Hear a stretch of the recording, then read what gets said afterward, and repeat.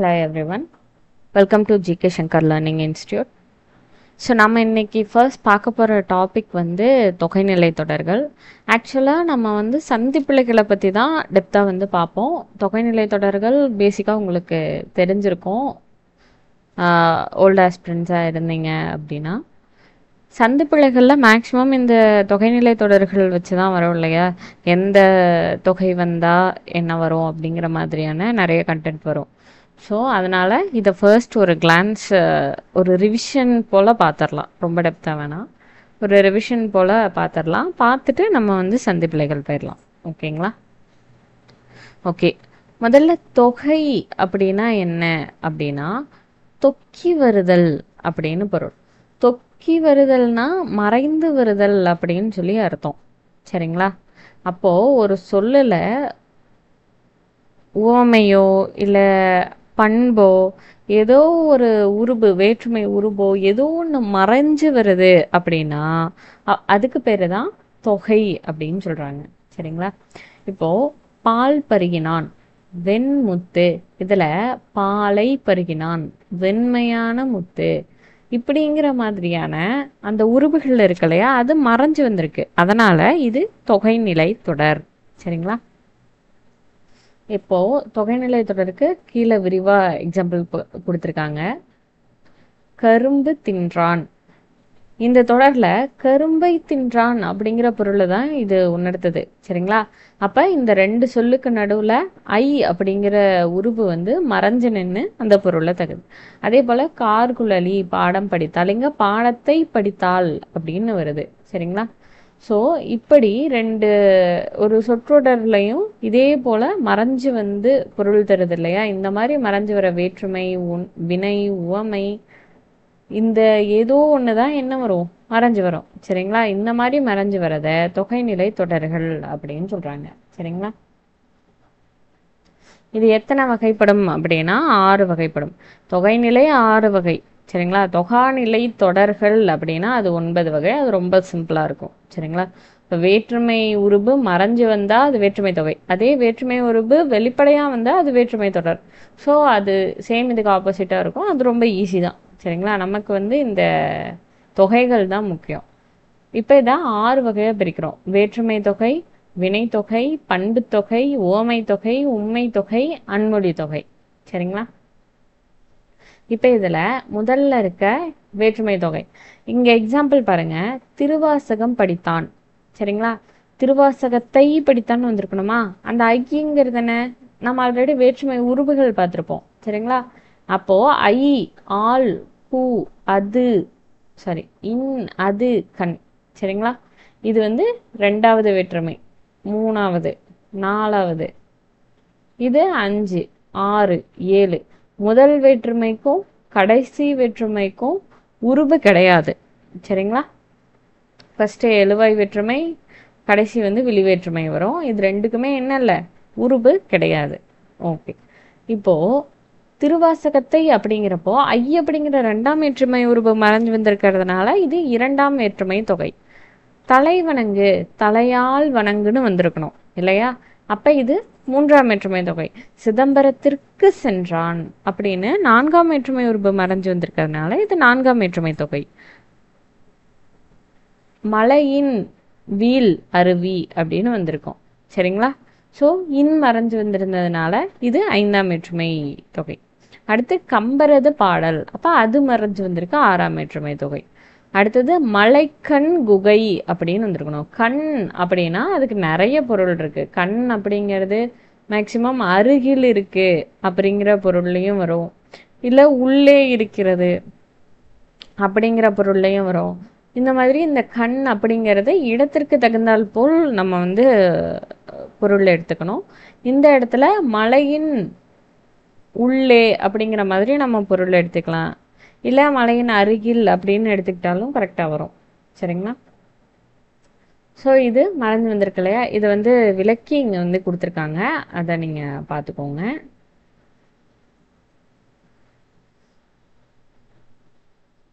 Okay, அடுத்து பாருங்க, உருவும் பயனும் உடன் தொக்க தொகை. இந்த பயனும் அப்படின்னா ரொம்ப சிம்பிள். இப்போ பணப்பை அப்படின்னா என்ன, பணத்தை உடைய பை. அப்ப பணப்பை அப்படிங்கிறதுல ஐ அப்படிங்கிற வேற்றுமை உருவும் மறைஞ்சு வந்திருக்கு. உடைய அப்படிங்கிற அந்த சொல் இருக்கு இல்லையா, அதுதான் அந்த உருபின் பயன் அப்படின்னு சொல்றாங்க. சரிங்களா? அப்போ இந்த வேற்றுமை உருவும் மறைஞ்சு வந்திருக்கு, அதன் பயனான உடைய அப்படிங்கிறதும் மறைஞ்சு வந்திருக்கு. இப்படி ரெண்டும் மறைஞ்சு வந்தா அது உருவும் பயனும் உடன் தொக்க தொகை. இதே ரெண்டாம் வேற்றுமை உருவும் மறைஞ்சு வந்தா இரண்டாம் வேற்றுமை உருவும் பயனும் உடன் தொக்க தொகை. மூன்றாம் வேற்றுமை உருவு மறைஞ்சு வந்தா மூன்றாம் வேற்றுமை உருவும் பயனும் உடன் தொக்க தொகை. இதே போலதான் மற்றதெல்லாம். ஸோ வேற்றுமை தொகை ரொம்ப சிம்பிள், பார்த்துக்கோங்க. வினைத்தொகை, வினைத்தொகையை சிம்பிளா இங்க கீழே இருக்க இந்த ஒரு லைனால நம்ம வந்து சொல்லிடலாம். காலம் கறந்த பெயரச்சம் வினைத்தொகை. ஓகேங்களா? அதாவது காலம் காட்டும் இடைநிலைகள் வந்து தொக்கி வந்திருக்கு அப்படின்னா அதுதான் என்னது? வினைத்தொகை. இப்போ ஆடு கொடி அப்படின்னா அது ஆடிய கொடி, ஆடுகின்ற கொடி, ஆடும் கொடின்னு முக்காலத்துக்கும் பொருந்துற மாதிரி வந்திருக்கு இல்லையா? இப்படி காலம் காட்டுற இறைநிலைகள் மறைஞ்சு வந்திருக்கிறதுனால இத வினைத்தொகை அப்படின்னு சொல்றோம். சரிங்களா? ஸோ வந்து இறந்த கால இடைநிலைகள் என்ன, நிகழ்கால இடைநிலை, இதெல்லாம் நம்ம பகுபத உறுப்பிலக்கணம் பார்க்குறப்பவே சொல்லியிருப்போம் இல்லையா? ஸோ அதை வந்து இங்கே கொடுத்துருக்காங்க, ஒரு கிளான்ஸ் பார்த்துக்கோங்க. இதுக்கு உண்கலம், ஆடுகொடி, அலைகடல் இந்த மாதிரியான எக்ஸாம்பிளை விளக்கி கொடுத்துருக்காங்க. ஓகே, அடுத்து பண்பு தொகை. வெண்ணிலவு, கருங்குவலை. இது வழக்கமாக நீங்கள் சிம்பிளாக ஞாபகம் வச்சுக்கோங்க. பிரிச்சா மை விகுதி வர மாதிரி இருந்தாலே மேக்சிமம் அது வந்து எப்படி வரும்? பண்பு தொகைகளாக வந்து வந்துடும். சரிங்களா? அது கூடவே ஆன, ஆகிய இந்த மாதிரி பண்புருபுகள் மறைந்து வெண்மையான நிலவு, கருமையாக குவளை அப்படிங்கிற பொருளை தருதான். சரிங்களா? ஸோ இப்படி இந்த பண்பு பெயருக்கும் அது தழுவி நிற்கும் பெயர் சொல் இருக்கு இல்லையா, இதுக்கும் இடையே ஆன, ஆகிய இந்த மாதிரி பண்புருபு மறைஞ்சு வந்தா அதுக்கு பேர் என்ன? பண்பு தொகை. சரிங்களா? ஓகே, இந்த பண்பு பெயர்கள் எதன் அடிப்படையில் வரும்? நிறம், வடிவம், சுவை, அளவு. நாளையும் ஞாபகம் வச்சுக்கோங்க. நிறம், வடிவம், சுவை, அளவு. இந்த நிறம் அப்படிங்கிறத உரு அப்படின்னு ஒரு சில இடத்துல குறிப்பிட்டிருப்பாங்க. உரு அப்படின்னாலும் நிறம் அப்படின்னாலும் ரெண்டுமே சேமான பொருள் தான். சரிங்களா? ஓகே, இப்ப அடுத்து இதுக்கு எக்ஸாம்பிள் பாருங்க. வெண்ணிலவு, வெண்மை குட்டல் நிலவு. செங்காந்தல், செம்மையாகிய காந்தல். சதுரக்கல். இங்க பாருங்க, இந்த மை விகுதி வரதெல்லாம் ஈஸியா கண்டுபிடிச்சிடலாம். இந்த சதுரம் கூட்டல் கல், சதுரக்கல், இதெல்லாம் மட்டும்தான் மேபி கொஞ்சம் ட்விஸ்டடா, அதாவது ட்விஸ்டடான்னு சொல்ல முடியாது, ஏன்னா நம்ம இங்க மேலே படிக்கிறோம். இருந்தாலும் பார்க்குறப்போ நம்ம அவ்வளோ ஈஸியாக கண்டுபிடிக்கிறது கொஞ்சம் நமக்கு குழப்பிடும். சரிங்களா? அதனால இந்த மாதிரி இருக்கிறத பார்த்துக்கோங்க. சதுரக்கல், வட்டத்தொட்டி, இப்போ இதெல்லாம் இருக்கு இல்லையா, இதெல்லாம் வந்திருந்தா இதுவும் என்ன? பண்பு தொகையில தான் வரும். ஓகே, அடுத்தது இன்சுவை, இன்மொழி. ஓகே, அடுத்து இதுலயே இன்னொரு வகை இருபெயரொட்டு பண்பு தொகை. இந்த இருபெயரொட்டு பண்பு தொகை ரொம்ப ஈஸி, அதே சமயம் ரொம்ப முக்கியமான ஒண்ணு. இப்போ பனை மரம் ஒன்று ஞாபகம் வச்சுக்கோங்க. மரம் அப்படிங்கிறது என்ன அப்படின்னா பொதுப்பெயர். பனை மரம், ஏன்னா இது வந்து ஒரு காமனான நேம். மரம் அப்படிங்கிறதுல நிறைய வகைகள் இருக்கு இல்லையா? ஸோ இந்த மாதிரி நிறைய வகைகள் இருந்தா அதுக்கு பேரு பொதுப்பெயர். அதில் ஸ்பெசிஃபிக்கா ஒண்ணுதான் என்ன, சிறப்பா ஒரே ஒரு மரத்தை சொல்றது என்ன? பனை மரம். சரிங்களா? அப்படி முதல்ல சிறப்பு பெயரும் பின்னாடி பொது பெயரும் சேர்ந்து வந்தா அதுக்கு பேர் தான் என்ன? இருபெயரொட்டு பண்பு தொகை. இதுல ஆகிய அப்படிங்கிற பண்புருவு வந்து தொக்கி வந்திருக்கும். சரிங்களா? இப்போ மல்லிகை பூனா மல்லிகை ஆகிய பூ. பூ அப்படிங்கிறது ஒரு பொது பெயர் இல்லையா? அதெல்லாம் நிறைய வகைகள் இருக்கு. அதெல்லாம் ஸ்பெசிஃபிக்கா இங்க மல்லிகை பூவை சொல்லியிருக்காங்க. சரிங்களா? ஸோ வழக்கமா அப்ப இதோட ஒரு இது என்ன, விளக்கம் என்ன அப்படின்னா, ஒரு சிறப்பு பெயர், பொது பெயர். சரிங்களா? சிறப்பு பெயர் மற்றும் பொது பெயர் இரண்டிற்கும் இடையில் ஆகிய என்னும் பண்புருவு மறைஞ்சு வந்திருந்தா அது என்னது? இருபெயரொட்டு பண்பு தொகை. இதுக்கு எக்ஸாம்பிள் மார்கழி, திங்கள். இந்த திங்கள் அப்படிங்கிற வார்த்தைக்கு நிறைய பொருள் இருக்கு. சரிங்களா? திங்கள்னா என்ன? நிலவு அப்படின்னு ஒரு பொருள் இருக்கு. அடுத்து வேற என்ன? ஒரு கிழமையை குறிக்கும். அடுத்து திங்கள் அப்படிங்கிறது வேற எதை குறிக்கும் அப்படின்னா மாதத்தை குறிக்கும். சரிங்களா? இப்போ மார்கழி திங்கள்னா என்ன அர்த்தம்? மார்கழி மாதம் அப்படின்னு அர்த்தம்.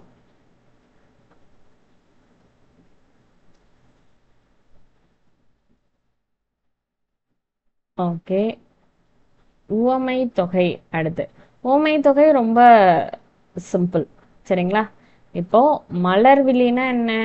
மலர் போன்ற விழி அப்படின்னு அர்த்தம். இதுல மலர் அப்படிங்கிறது தான் உவமை. பின்னாடி இருக்க விழி, அதாவது எதை வந்து எந்த பொருள்ல வந்து நம்ம உவமிக்க போறோம், சிறப்பா சொல்ல போறோம் அப்படிங்கிறது இருக்கு இல்லையா, அதை வந்து உவமேயம் அப்படின்னு சொல்லுவோம். சரிங்களா? ஸோ இடையில போன்ற அப்படிங்கிற உருபு மறைஞ்சு வந்திருக்கு இல்லையா, இந்த மாதிரி ஓமைக்கும் ஓமயத்துக்கும் இடையில போல, போன்ற, நிகர, அன்ன, இன்னும் நிறைய இருக்கு. அன்ன, மான, கடுப்பு, இந்த மாதிரி நிறைய சொல்லலாம். சரிங்களா? ஸோ இந்த மாதிரி ஊம உறுப்புகள்ல ஒண்ணு மறைஞ்சு வந்திருந்தது அப்படின்னா அதை உவமை தொகை அப்படின்னு சொல்றோம். அதுக்கு எக்ஸாம்பிள் பாருங்க, மதிமுகம், மதி போன்ற முகம், மலரடி, மலர் போன்ற அடி. ஓகே, இப்ப உவமைக்கும் உருவகத்துக்கும் என்ன வித்தியாசம் அப்படின்னா, ஒன்றும் இல்லை. இங்க ஃபர்ஸ்ட் வந்து எது இருக்குன்னா சிறப்பானது இருக்கும். மதினா என்ன? ரெண்டு பொருள் இருக்கு. மதினா அறிவு அப்படின்னு ஒரு பொருள் இருக்கு, மதி அப்படின்னா நிலவு அப்படின்னு ஒரு பொருள் இருக்கு. சரிங்களா? இப்போ நிலவு போன்ற முகம் அப்படிங்கிறதுல நிலவு அப்படிங்கிறது தான் சிறப்பான விஷயம். ஓகேங்களா? அதுதான் உவமை. இந்த உவமை முன்னாடி வந்திருந்தா அது வந்து உவமை. சரிங்களா? இதே உவமை பின்னாடி வந்திருந்தா அதுக்கு பேரு உருவகம். அவ்வளவுதான். ஓகேங்களா? இப்ப கயல் விழினா அது உவமை, அதே விழிக்கயல்னா அது வந்து உருவகம். அவ்வளவுதான். சரி, ஓகே. அடுத்து உம்மை தொகை. உம்மை தொகை ரொம்ப ரொம்ப சிம்பிள் இருக்கிறதுலே. என்னது? இப்ப இரவும் பகலும் அப்படின்னு வந்திருந்தா கரெக்ட், தாயும் தந்தையும் வந்திருந்தா கரெக்ட். அப்ப இது ரெண்டுக்கும் நடுவுல இருக்க இருக்கு இல்லையா, இது வந்து ஒரு இடைச்சொல். இந்த அப்படிங்கிற இடைச்சொல் மறைஞ்சு வந்திருந்தது அப்படின்னா அது உம்மை தொகை. அவ்வளவுதான். இப்ப இதுலயே எண்ணும்மை அப்படின்னா இது ரெண்டும் வெளிப்படையா வந்திருந்தது அப்படின்னா அது வந்து எண்ணும்மை. இதுலயே முற்றுமை அப்படின்னு ஒண்ணு இருக்கு. இதுதான் ஒரு புது கான்செப்ட். சரிங்களா? முற்றுமை அப்படின்னா ஒரு குரூப் ஆஃப் வேர்ட்ஸ் சொல்றோம் அப்படின்னா அதுக்கு வந்து இந்த முற்றுமையை நம்ம வந்து பயன்படுத்துவோம். சரிங்களா? இப்போ ஐந்தும் அப்படின்னு ஒரு வேர்ட் இருக்கு. ஐந்தும் அப்படிங்கிறதுல என்னென்ன இருக்கு? 1 2 3 4 5 அப்படின்னு 5 இருக்கு இல்லையா?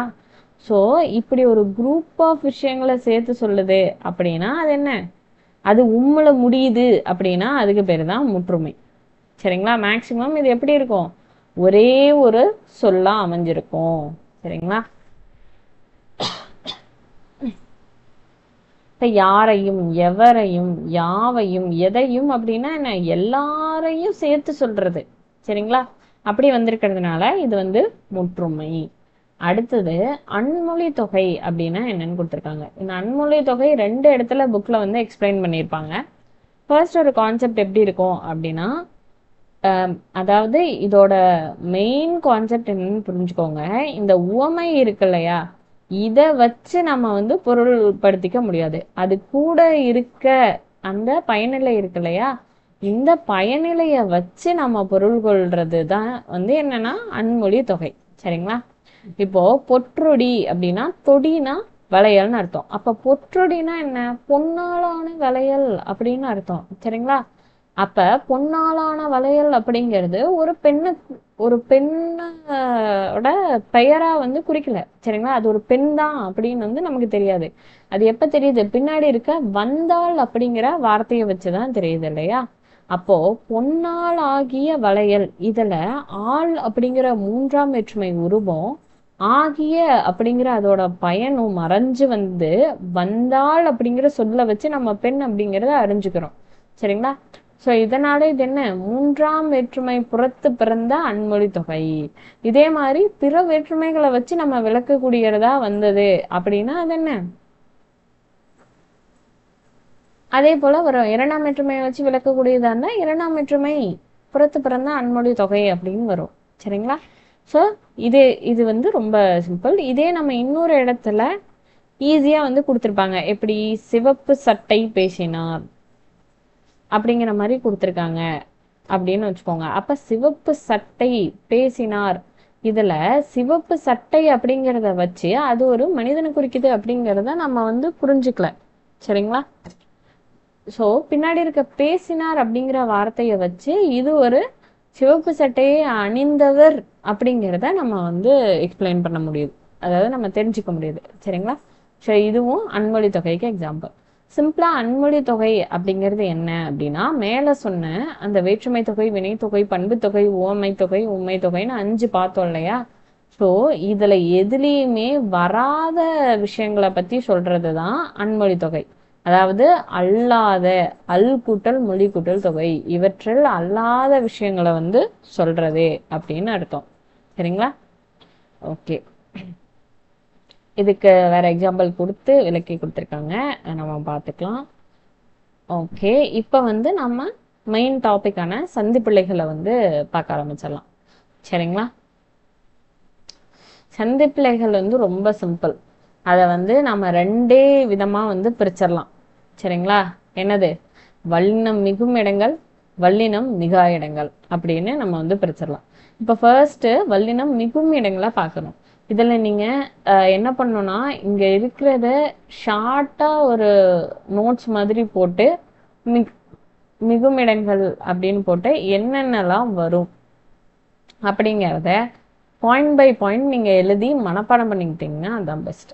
சரிங்களா? ஏன்னா சந்திப்பிழைகளை நம்ம உச்சரிச்சு பார்த்து ஆன்சர் பண்ணும் அப்படின்னு நினைச்சீங்கன்னா அது தப்பாயிடும். சரியா?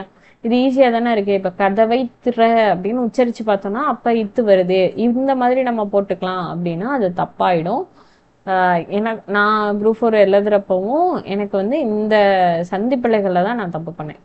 ஆல்ரெடி போன கிளாஸ்லயுமே சொல்லியிருப்பேன், அந்த என்ன பொருள் தருக அந்த அதாவது அந்த எதிர்ச்சொல் இருக்கு இல்லையா, அதில் தான் தப்பு பண்ணேன் அப்படின்னு சொல்லிட்டு.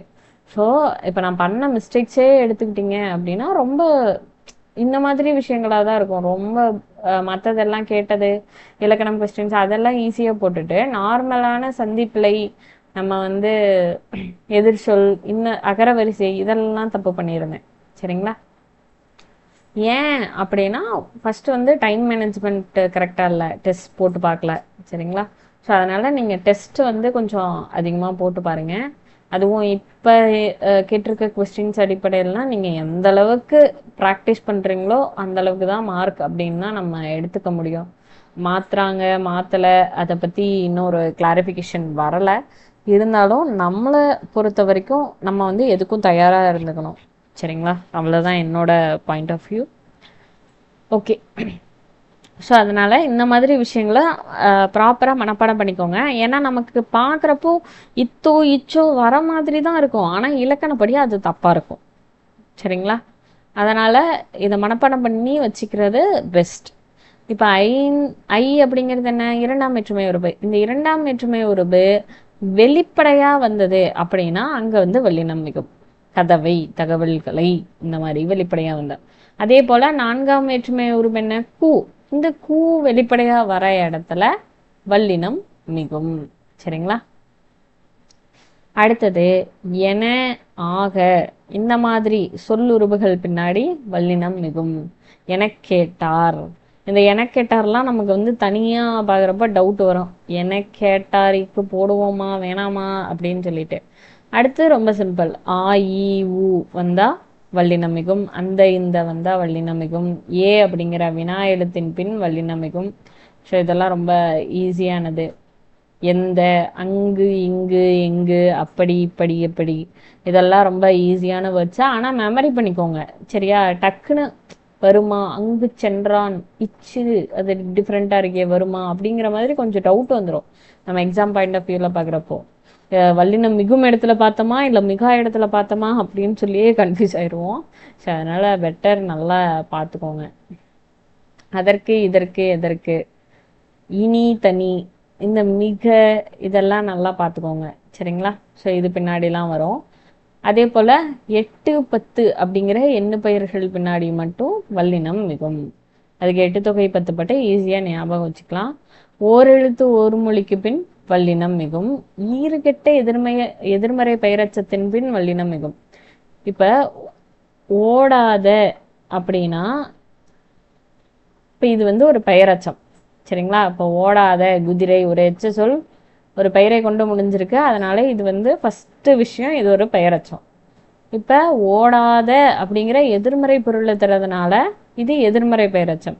இதுல இந்த தா அப்படிங்கிற இந்த கடைசி எழுத்து இருக்கு இல்லையா, அதை தான் என்னன்னு சொல்லுவோம்? ஈற்றெழுத்துன்னு சொல்லுவோம். ஸோ அந்த ஈற்றெழுத்து கெட்டு வந்திருக்கு, அது இல்லாம வந்திருக்கு. அதனால இது என்ன? ஈறு கெட்ட எதிர்மறை பெயரச்சம், சரிங்களா? ஸோ அழியா புகழ், கேளா செவி, ஓடா தேர், இதெல்லாம் எதுக்கான எக்ஸாம்பிள். அடுத்து குற்றியலுகரம். குற்றியலுகரம் வந்து நம்ம பார்க்குறப்ப சொல்லியிருப்போம், சரிங்களா? குற்றியலுகரத்துக்கு முன்னாடி வல்லின எழுத்துக்கள் வந்தா வன்தொடர் குற்றியலுகரம், வெள்ளின எழுத்துக்கள் வந்தா மென்தொடர், இடையின எழுத்து வந்தா இடைத்தொடர், அவ்வளவுதான், சரிங்களா? இதுல வன்தொடர் குற்றியலுகரங்கள் நிலைமொழியாக இருந்து, அதை பார்த்துக்கோங்க, நிலைமொழியாக இருந்து புணர்கையில வல்லினம் மிகும், சரிங்களா? ஸோ இது ரொம்ப ஈஸி.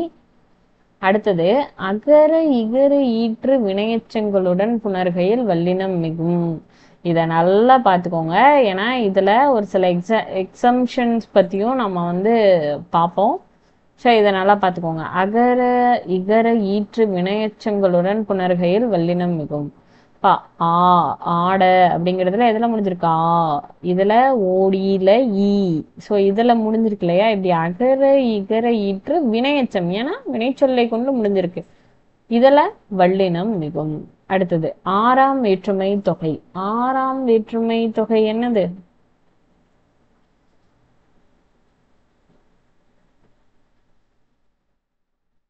இப்ப புலியது தோல், சரிங்களா, அப்படின்னு வந்திருக்கணும், சரிங்களா? இப்ப அது அப்படிங்கிற உருபு மறைஞ்சு வந்திருக்கு இல்லையா? ஸோ புலித்தோல், இந்த இடத்துல வல்லினம் மிகும்.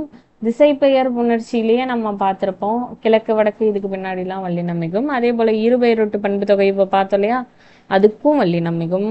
ஓமை தொகைக்கும் வல்லினம் மிகும். அடுத்து இந்த உரிச்சொற்கள், இதை வந்து நல்லா பார்த்து வச்சுக்கோங்க, சரியா? சால, தவ, ஏன் பார்த்து வச்சுக்கோங்க அப்படின்னு சொல்றோம்னா, இதை தவிர பிற உரிச்சொற்கள் இருக்கு இல்லையா, இதுல வந்து வல்லினம் மிகாது. அதனால எது இதுல மிகும் அப்படிங்கிறதுல நீங்க வந்து கொஞ்சம் கான்சென்ட்ரேட்டடா இருக்கணும். அடுத்தது தனி குற்றெழுத்தை அடுத்து வரும் ஆகார எழுத்தின் பின் வல்லினம் மிகும். இப்ப இது வந்து தனி குற்றெழுத்து. அந்த தனி குற்றெழுத்து அப்படிங்கிற வார்த்தைனாலே ஞாபகம் வச்சுக்கோங்க, 2 எழுத்து சொற்களாக தான் அது இருக்கும். அதுல முதல் சொல் தான் என்ன? இந்த தனி எழுத்து. அதுவும் எப்படி இருக்கு? குற்றெழுத்து, ஓகேவா? குற்றெழுத்துனா என்ன? குறில் எழுத்து. அந்த குறில் எழுத்துக்கு பின்னாடி ஆகார எழுத்துக்கள் வந்துச்சு அப்படின்னா வல்லினம் மிகும், சரிங்களா? அதே போல சில உருவக சொற்களில், அதனால பார்த்துக்கோங்க, சில உருவக சொற்களில் வல்லினம் மிகும். பண்பு தொகை பார்த்தோம் இல்லையா, அந்த பண்பு தொகையில வல்லினம் மிகும். 2, 3, 4ஆம் வேற்றுமை, சாரி, 2, 3, 4, 5ஆம் வேற்றுமை உருபும் பயனும் உடன் தொக்க தொகையில் வல்லினம் மிகும், சரிங்களா? ஸோ ரொம்ப ஈஸி, தெளிவா பார்த்துக்கோங்க. இப்ப தண்ணீரை உடைய குடம், அதெல்லாம் ஈஸியான எக்ஸாம்பிள் தான். அடுத்தது டாரா ஒற்றை இரட்டிக்கும் உயிர் நெடில், உயிர் நெடில் தொடர் குற்றியலுகரங்களின் பின் வல்லினம் மிகும். இப்போ இது வந்து என்ன? நெடில் தொடர் குற்றியலுகரம், சரிங்களா? ஸோ இப்போ இந்த நெடில் தொடர் குற்றியலுகரத்துல இந்த டா, அதே போல ரா ஒற்றுலாம் இரட்டிக்கும். இப்ப ஆடுங்கிறது எப்படி புணரும்? ஆட்டு, ஆட்டுப்பட்டி. அதே போல நாடுங்கிறது நாட்டு, இப்படிங்கிற மாதிரி புணரும் இல்லையா? ஸோ இப்படி புணர்றப்போ அது என்னவா அங்க என்ன வரும்? வல்லினம் மிகுந்து வரும் அப்படின்னு சொல்லியிருக்காங்க. அடுத்து முற்றியலுகரம்னா என்ன? முன்ன பார்த்த அந்த கசட தபர அல்லாத பிற சொற்கள், அதே கசட தபரல அதோட வல்லின, அதாவது குசுடு துபரு, சரிங்களா? வல்லின உகரங்களான குசுடு துபரு, அதே குசுடு துபுரு இருக்கு இல்லையா, முற்றியலுகரம்னா அதுக்கு 2 கண்டிஷன் வரும். இந்த குசுடு துபுரு இந்த சொற்கள் வந்து தனி குற்றெழுத்தின் பின் வந்துச்சு. முன்ன தனி குற்றெழுத்துனா என்னன்னு பார்த்தோம் இல்லையா? அந்த தனி குற்றெழுத்தின் பின் வந்துச்சு அப்படின்னா அதுவும் முற்றியலுகரம் தான். அதே இதை தவிர பிற எழுத்துக்கள், இப்ப இந்த ரூ வருது அப்படின்னு வச்சுக்கோங்க, சரிங்களா? இப்ப இது இந்த வல்லின உகரங்கள் கிடையாது இல்லையா? ஸோ இருந்தாலும் இது என்னது, முற்றியல் உகரம். இப்படி வரதுனால இது முற்றியல் உகரம். சரிங்களா?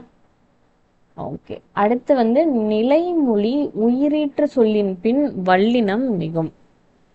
நிலைமொழியில கரி, பலா, வழி, பாட்டு, இதுல பாருங்க ஈ, ஆ. ஸோ இந்த அடுத்தது என்ன, இதுல ஊ. இந்த மாதிரி நிலைமொழியில ஈற்று சொற்கள் உயிர் சொற்களா இருக்கு. சரிங்களா? இப்படி உயிரீட்டு சொல்லின் பின்னாடி என்ன பண்ணும், வல்லினம் மிகுந்து வரும். ஓகே. முன்ன 2, 3ஆம் 4ஆம் வேற்றுமை, 5ஆம் வேற்றுமை இதெல்லாம் பார்த்தோம் இல்லையா? ஸோ அதை விவரிச்சு இங்க கொடுத்துருக்காங்க, அவ்வளவுதான். இது வரைக்கும் பார்த்ததையும் இங்க ஒட்டுக்கா நம்ம பார்க்குறோம். சரிங்களா?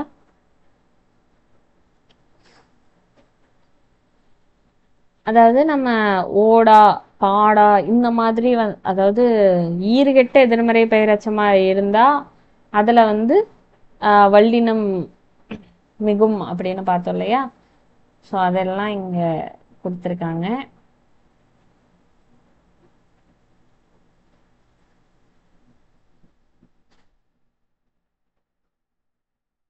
அடுத்தது இப்போ வல்லினம் மிகா இடங்களை பத்தி பார்க்குறோம். அது, இது, அவை, இவை. இது ரொம்ப ஈஸியா தான் இருக்கும். வல்லினம் மிகும் சாரி மிகா இடங்கள் எது, எவை. ஆ, ஏ, ஓ இந்த வினா எழுத்துக்கள் பின்னாடி வல்லினம் மிகாது. அடுத்து எழுவாய் தொடர். எழுவாய் தொடர்னா என்ன? ஒரு எழுவாய், ஒரு பயனிலை, எந்த ஒரு நடுவுல எந்த குழப்பமும் இருக்காது. சரிங்களா? எழுவாய் பயனிலை அப்படியே முடிஞ்சிருக்கு அப்படின்னா இதுக்கு பேர் தான் எழுவாய் தொடர். ஸோ இதுல வல்லினம் மிகாது. அதே போல 3ஆம் 6ஆம் வேற்றுமை விரிகள்ல வல்லினம் மிகாது. சரிங்களா? இப்ப அண்ணனோடு, இந்த ஒடு ஓடுலாம் என்ன, 3ஆம் வேற்றுமை உருபு. சரிங்களா? நீங்க நார்மலா முன்ன பாக்குறப்ப ஐ, ஆள், கூ அப்படின்னு வந்திருக்கும். அது மட்டும் இல்ல, 3ஆம் வேற்றுமைனா என்னென்ன வரும்? ஆள், ஆண், ஒடு, ஓடு. இது எல்லாமே எதுல வரும்? 3ஆம் வேற்றுமை உறுப்புகள்ல தான் வரும். சரிங்களா? ஓகே. அடுத்தது 6ஆம் வேற்றுமை விரி இருக்கு இல்லையா, எனது. ஸோ இந்த மாதிரி இதெல்லாம் என்ன பண்ணாது, வல்லினம் மிகாது. அடுத்து விழித்தொடர். விழித்தொடர், விழி அப்படின்னா கூப்பிடுறது. சரிங்களா? இப்ப தந்தையே, மகளே, முருகா, கண்ணா. இப்ப முருகன், கண்ணன் இப்படின்னா அது நார்மலான சொல். சரிங்களா? ஆனா இங்க முருகா, கண்ணா அப்படின்னு ஒருத்தர் கூப்பிடுற மாதிரி இருந்தாலே அது என்ன, விழித்தொடர். அதே போல நார்மலா நமக்கே தெரியும், பெயரச்சத்துல வல்லினம் மிகாது. அடுத்து வினையச்ச தொடர்ல, சரிங்களா, படித்து, இதெல்லாம் என்னது, வன்தொடர் குற்றியலுகர லுகர சொற்கள். சரிங்களா? இந்த மாதிரி தவற, இந்த அல்லாதவை, இந்த வல்லினம் மிகாது. இப்ப அப்படிங்கிறது என்ன, ஒரு எச்ச சொல். தந்தான் அப்படிங்கிற வினை கொண்டு முடிஞ்சிருக்கு. இங்க வல்லினம் மிகுமா அப்படின்னா மிகாது. செய்து பார்த்தான். ஓகே. அடுத்து நம்ம மேலேயே பார்த்தோம், 2ஆம் வேற்றுமை 4ஆம் வேற்றுமை விரியில வல்லினம் மிகும்னு பார்த்தோம். அப்போ 2ஆம் வேற்றுமை தொகையில எப்படி மிகாது தானே? ஸோ அது அப்படியே ஆப்போசிட்டா எடுத்துக்கிறோம். சரிங்களா? அடுத்தது படி, வரும்படி, பெரும்படி அதெல்லாம் முடியாது. அடுத்து வியங்கோல் வினைமுற்று. வியங்கோல் வினைமுற்று நீங்க அந்த உருபுகள் மனப்பாடம் பண்ணிக்கிட்டானுங்களே போதுமானது இல்லையா? கா, இய, இயர், இப்ப வாழிய, வாழியர் இப்படிலாம் வருது அப்படின்னா, வருக, வாழ்க, ஸோ இந்த மாதிரிலாம் வருது அப்படின்னா அதுதான் என்ன, வியங்கோல் வினைமுற்று. இதுல வல்லினம் மிகாது. அடுத்து வினைத்தொகை பார்த்தோம் இல்லையா, அந்த வினைத்தொகையில வல்லினம் மிகாது. அதே மாதிரி 8, 10ல மிகும்னு பார்த்தோம், என்ன பெயர்கள். அப்ப அதை தவிர மற்றது எதுலயும் மிகாது. உண்மை தொகை பார்த்தோம் இல்லையா, அதுலயும் மிகாது. அடுத்தது அன்று இன்று என்று ஆவது அடா அடி இதுக்கெல்லாம் எக்ஸாம்பிள் பார்த்துக்கோங்க. அதுக்கப்புறம் நிறைய கொடுத்துருக்காங்க. அவ்வளவு இவ்வளவு எவ்வளவு அத்தனை இத்தனை எத்தனை அவ்வாறு இவ்வாறு எவ்வாறு அத்தகைய இத்தகைய இத்தகைய அப்போதைய இப்போதைய எப்போதைய அப்படிப்பட்ட இப்படிப்பட்ட எப்படிப்பட்ட நேற்றைய இன்றைய நாளைய. ஸோ இந்த மாதிரி சொற்கள் பின்னாடி வல்லினம் மிகாது.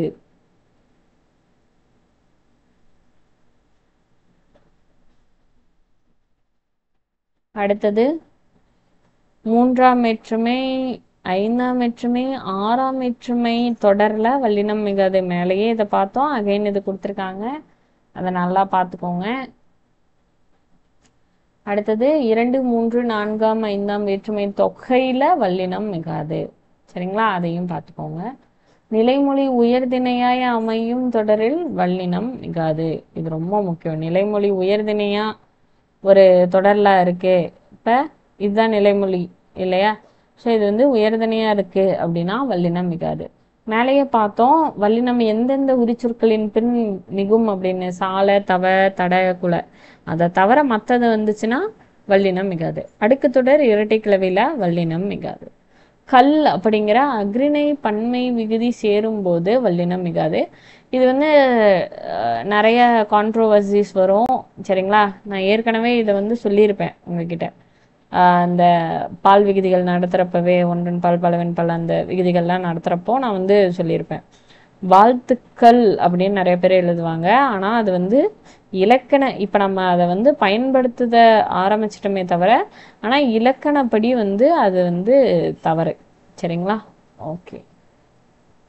ஐகார வரிசை உயிர்மை ஓரெழுத்து சொற்களாய் வரும்போது அவற்றோடு கல்விகுதி சேரும் போது வல்லினம் மிகாது. சரிங்களா, இந்த ஓரெழுத்து சொற்கள் இருந்தால் வல்லினம் மிகும்னு பார்த்தோம் இல்லையா? அதில் ஐகார வரிசை வந்து அதில் வந்து கல்விகுதி சேர்ந்தது அப்படின்னா வல்லினம் மிகாது. ஸோ இங்கே நிறைய புக்கில் இருக்க அந்த பயிற்சி வினாக்கள் அப்படியே கொடுத்துருக்காங்க, கூடவே விடையும் கொடுத்துருக்காங்க. நீங்கள் எடுத்ததும் ஃபஸ்ட்டு கொஸ்டினை பார்த்துட்டு அதுக்கான விடை என்ன அப்படிங்கிறத கீழே பார்க்காதீங்க. முதல்ல எடுத்ததும் ஒர்க் அவுட் பண்ணி பாருங்கள். அப்போ தான் நம்ம எந்த இடத்துல மிஸ் பண்ணுறோம் அப்படிங்கிறது தெரியும். ஏன்னா நிறைய இங்கே கொடுத்துருக்காங்க எக்ஸாம்பிள்ஸ். ஸோ நீங்கள் மிஸ் பண்ணாமல் ஒவ்வொரு கொஸ்டினையும் நீங்கள் எந்த அளவுக்கு மிஸ் பண்ணாமல் பார்க்குறீங்களோ அதுதான் முக்கியம். அடுத்தது இதில் பாருங்கள், சொற்றொடரில் வல்லினம் இட்டு வரப்போ இடாத வரப்போ என்ன பொருள் அப்படிங்கிறத கொடுத்துருக்காங்க. ஒன்றும் இல்லை, இப்போ நாடி துடித்தது அப்படின்னா கையில் உள்ள நாடியானது துடித்தது அப்படின்னு பொருள். இல்லை நாடி ஒருத்தரை நாடி செல்கிறோம் அப்படின்னு சொல்கிறோம் இல்லையா? அப்போ ஒருத்தரை தேடி போகிறது அப்படின்னா இங்க இத்து வல்லினம் மிகுந்து போட்டோம் அப்படின்னா தேடி துடித்ததுன்னு பொருள். அப்ப வல்லினம் இட்டாலும் இடுறதுக்கும் எவ்வளவு பொருள் மாறுபடுது அப்படிங்கிறத பார்த்துக்கோங்க. தந்த பெட்டி அப்படின்னா ஒருவர், இதே மாதிரிதான் தந்த பலகை அப்படிங்கிற சொல்ல நம்ம கேட்டிருந்தாங்க. ஸோ இதை பாருங்க, நம்ம எவ்வளோ டீட்டெயில்டா பார்க்கணும் அப்படின்னு சொல்லிட்டு. ஏன்னா இதே தான் கூற்றுக்காரணம்ல தந்த பலகை அப்படிங்கிற சொல் கேட்டிருந்தாங்க. இதே போல இன்னொரு கொஸ்டினும் கேட்டிருந்தாங்க இல்லையா இப்போ ரீசன்ட் குரூப் 4ல. அப்போ வல்லினம் இடலை அப்படின்னா ஒருத்தர் வேற ஒருவர் நம்ம கிட்ட தந்த பெட்டி அப்படிங்கிறது பொருள். சரிங்களா, ஏன்னா அப்படி எடுக்கிறப்ப இது ஒரு பெயரச்சம் இல்லையா? ஒரு எச்ச சொல் பெயரை கொண்டு முடிந்திருக்கு. அப்ப பெயரச்சத்துல வல்லினம் மிகாது அப்படின்னு சொல்லி நம்ம மேல பார்த்தோம் இல்லையா? ஸோ அந்த காரணம் வந்து இதுக்கு வந்திருக்கும். அதே தந்த பெட்டி இப்போ போட்டோம்னா தந்தத்தினால் ஆன பெட்டி அப்படின்னு பொருள் வரும். சரிங்களா, இப்போ ஆள் அப்படிங்கிறது என்ன? மூன்றாம் வேற்றுமை உருபு. ஆனங்கிறது பயன். அப்ப மூன்றாம் வேற்றுமை உருவும் பயனும் உடன் தொக்க தொகை இப்படி வந்திருந்தது அப்படின்னா வல்லினம் மிகும்னு பார்த்தோம் இல்லையா? ஸோ இதுதான். அப்ப இதுக்கு இப்போ போட்டு கூற்று கேட்டாங்க அப்படின்னா இந்த கூற்று தான் எழுதணும், இந்த பொருள் தான் எழுதணும். அதனால இது ரொம்ப முக்கியம். இதுக்குதான் மருந்து கடை, வேலை கொடுத்தான், தேரை கண்டான், இந்த மாதிரி புக்ல நார்மலா கொடுத்துருப்பாங்க. அதுக்கான இலக்கண குறிப்பு என்ன அப்படிங்கிறத, அதாவது வல்லினம் மிகவும் மிகாததுக்கான காரணங்களை இங்க அட்டாச் பண்ணி கொடுத்துருக்காங்க. இது ரொம்ப ரொம்ப வேலிடான பாயிண்ட்ஸ். ஸோ மிஸ் பண்ணாம நல்லா பார்த்துக்கோங்க. சரிங்களா, அதுக்கான எக்ஸாம்பிள்ஸையும் கீழே கொடுத்துருக்காங்க. இதுக்கான பயிற்சி வினாக்களும் இங்க வந்து கொடுக்கப்பட்டிருக்கு. அதை ரொம்ப அசால்ட்டாக விடாதீங்க. நான் சொல்கிறேன், எந்த அளவுக்கு நம்ம பயிற்சி பண்ணி பார்க்குறோமோ அந்த அளவுக்கு நமக்கு ரிசல்ட் கிடைக்கும். சரிங்களா? இப்போதைக்கு ஏன்னா குரூப் 4ங்கிறப்பவே நம்ம சிலபஸ் எல்லாத்தையும் படித்து முடிச்சிருப்போம். சரிங்களா? அண்ட் கேட்குற பேட்டர்ன் பொறுத்து இவ்வளோ எதிர்ப்புகள் வரப்போ கண்டிப்பாக டிஎன்பிஎஸ்சி வந்து அதை வந்து சேஞ்ச் பண்ணிப்பாங்க. சரிங்களா? ஸோ அப்படி சேஞ்ச் பண்ணுற பொருட்டில் நம்ம வந்து அதுக்காக மொத்தமாக புக்குக்குள்ளார இருந்தே கேட்பாங்களா அப்படின்னா அது வந்து எந்த அளவுக்குங்கிறது கேள்விக்குறை தான். கடினத்தன்மை குறையலாமே தவிர ஆனால் வந்து கேட்குற பேட்டர்ன் வந்து இப்படி தான் கேட்பாங்க. அதனால் அது மாற போகிறதில்ல. முடிஞ்ச அளவுக்கு நீங்கள் வந்து ஒர்க் அவுட் பண்ணி பாருங்கள். அதுதான் பெஸ்ட்டு. ஓகேங்களா? எந்த அளவுக்கு கொஸ்டின்ஸ் ஒர்க் அவுட் பண்ணுறீங்களோ அந்த அளவுக்கு உங்களுக்கு ஆன்சர்ஸ் அதாவது மார்க்ஸ். ஓகேங்களா? Okay, thank you. நெக்ஸ்ட் வீடியோவில் நம்ம வந்து பார்க்கலாம்.